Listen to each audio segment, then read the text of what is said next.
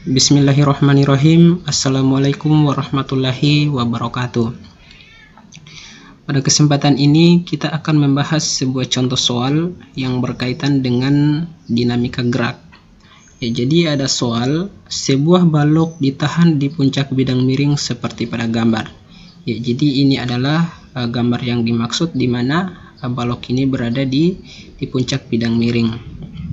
Ketika dilepas, balok meluncur tanpa gesekan sepanjang bidang miring. Nah, kalau baloknya itu meluncur tanpa gesekan, berarti keadaan bidang miring ini licin, ya. Bidang miring ini dalam keadaan licin. Nah, kecepatan balok ketika berada di dasar bidang miring adalah, jadi kita akan mencari kira-kira kecepatan balok ketika berada di dasar bidang miring ini berapa. Oke, di sini kita bisa gunakan konsep gerak lurus berubah beraturan, ya. Kita bisa gunakan konsep gerak lurus berubah beraturan.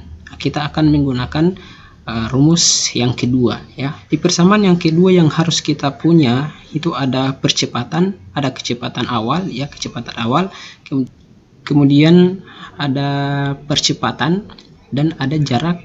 Untuk mengetahui berapa percepatannya, kita bisa gunakan konsep hukum kedua Newton, ya, di mana hukum kedua Newton itu adalah sigma F sama dengan M kali A. Ini kita harus menentukan dulu gaya-gaya yang bekerja pada balok ini. Oke. Nah, ini adalah gaya-gaya yang bekerja pada balok, di mana yang searah dengan pergerakan balok itu adalah W sin theta, kemudian yang tegak lurus dengan bidang miring itu adalah W cos theta, dan ada berat benda. Oke, sehingga di sini kita masukkan kembali persamaan hukum kedua Newton ini, sigma F sama dengan M kali A. Ya, ini sigma F sama dengan M kali A, di mana gaya yang bekerja itu pada bidang miring ini, ya, pada balok saat meluncur ke bawah itu adalah W sin theta, jadi sama dengan M kali A.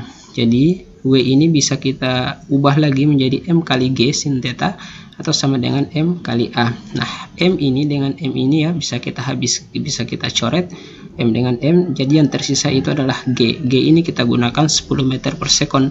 Jadi G bisa kita ubah menjadi 10 sin 30 sama dengan A, ya. 10 sin 30 sama dengan A. Nah, 10 dikalikan dengan 1/2 sin 30 itu kan 1/2. Jadi 10 dikalikan dengan 1/2 sama dengan A, atau A sama dengan 5 meter per sekon pangkat 2. Nah, di sini kita sudah dapat percepatannya. Kemudian kita akan mencari lagi jarak tempuh dari benda ini. Nah, untuk mencari ini kita bisa gunakan konsep teorema Pythagoras.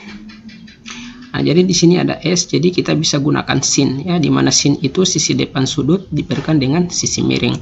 Nah, jadi sin berarti sinnya adalah sin 30, sudutnya adalah 30. Jadi sin 30 sama dengan H. H itu adalah sisi depan sudut. Kemudian S. S ini sebagai sisi miringnya. Nah, jadi sin 30 itu adalah 1/2. Kemudian H, ya, tingginya itu sisi depan sudutnya adalah 5 meter. Kemudian jaraknya ini, ya, untuk bidang miringnya itu panjang bidang miringnya sama dengan S. Jadi S itu sama dengan 5 dikalikan dengan 2. Ya, 5 dikali dengan 2. Kita tinggal kali silang saja sama dengan 10 meter.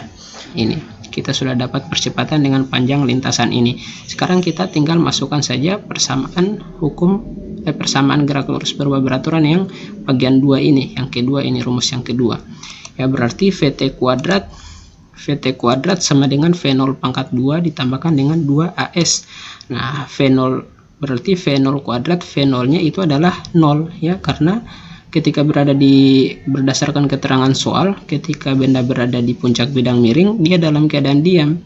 Jadi V0-nya sama dengan 0. Nah, ditambahkan dengan 2, A-nya itu percepatannya sama dengan 5, dan S ini jaraknya itu, ya, panjang lintasannya itu sama dengan 10.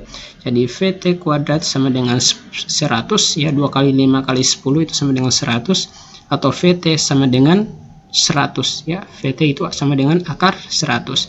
Nah, akar 100 itu berapa? Akar 100 itu adalah 10. Jadi VT-nya sama dengan 10 meter per sekon. Jadi yang benar itu ada di opsi C. Ya, saya kira cukup sekian yang bisa saya jelaskan. Semoga bisa dipahami dan bisa mempermudah teman-teman saat mengerjakan soal-soal seperti ini. Terima kasih. Assalamualaikum warahmatullahi wabarakatuh.